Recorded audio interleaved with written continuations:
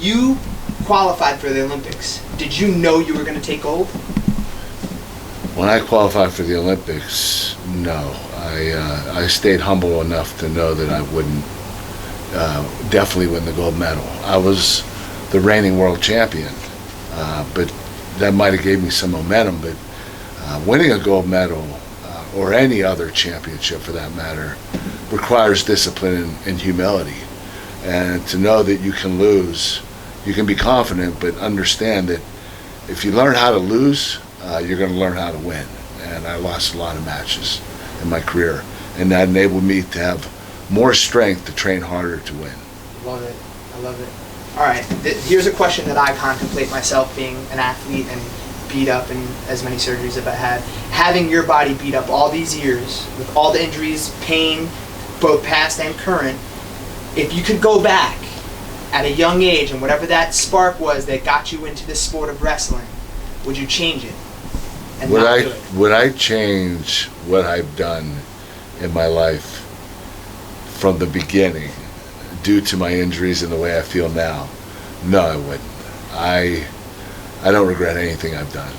From the first day I stepped foot on a wrestling mat, to winning the Olympic gold medal, to going on to the WWE and becoming WWE champion, to the WWE Hall of Fame. I've done it all, and even though my body is really banged up, I'm a world-class athlete that understands that pain's going to come with it, and that you have to bear and grit that pain. And I don't regret it for a second. I love what I've done. I love what I've accomplished, and I'm very proud of it. I am too. What professional wrestler, living or dead, has inspired you the most through the years? What professional wrestler has inspired you the most, living or dead? Well, I would have to say the one guy that got me into business from watching him, and that was Stone Cold Steve Austin. Get out of here! I didn't know that. Yeah. How do you know Stone Cold? Well, Austin and I had a lot of feuds back in the day. Like feuds, you weren't friends? No, we were friends, but we had some feuds in the WWE. He's actually the one I won my second world title against. But watching him and how he had those fans in the palm of his hand in the late 90s, and his character and his wrestling skill that's been very underrated. He's a ring general that's incredible in the ring, great performer, but I was inspired by him. And then The Rock came along, and I was inspired by him as well, and Triple H, but Stone Cold was the guy. And when I joined, or I signed with the WWE, I wanted to be like him. That's awesome. Although I wasn't. But I beg to differ. My character went a different way than his character, but did we both accomplish the same things? Yes. Awesome. Were you? This is an honest question, and if you weren't, don't answer honestly. Were you ever scared going into a wrestling match, be it professional wrestling or amateur freestyle wrestling? And if so, who were you scared of? I was terrified to go medal match. Dude was really well known. He was like a... Yes, Abba Jadidi was a former world champion. He literally beat the 8-time world Olympic champion the round before 8-1. He was the guy to beat in the tournament.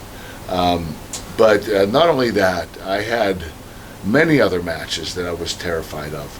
But I don't mind being terrified. I like that. It brings out the best in me. I don't close down. I don't shut down. I become more aware of what I have to do, and I become more motivated. So if I am terrified, I'll be more aggressive. And you can't back me in a corner. If you do that, there's going to be some trouble. That's great. All right, now, barring that you are part owner of Grappz, what is your favorite athletic clothing brand and why through the years? Barring Grappz? Yeah. I've been a huge Nike and a huge Under Armour fan. Oh, nice. I love what Under Armour has done. I actually know the owners. They went to college with my best friend from high school, and they inspire me. They inspire everybody. Those guys are hard workers, and they've done an incredible job. And I see Grappz basically following the same pattern that Under Armour has. Awesome. 12:37. Is that okay? Yeah, I gotta go. Though. Okay. Do you ever regret not fighting MMA?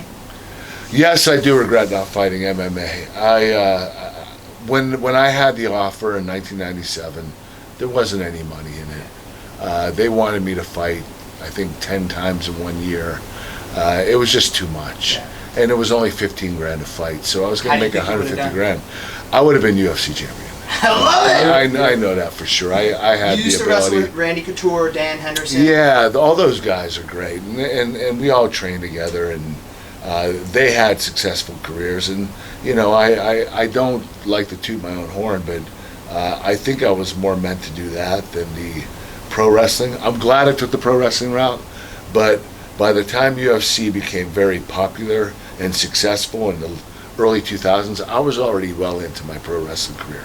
So it was really difficult to make that transition after. Love it. Last thing I'm going to ask you. If there was one piece of advice you could give to your children through your whole life, what is it?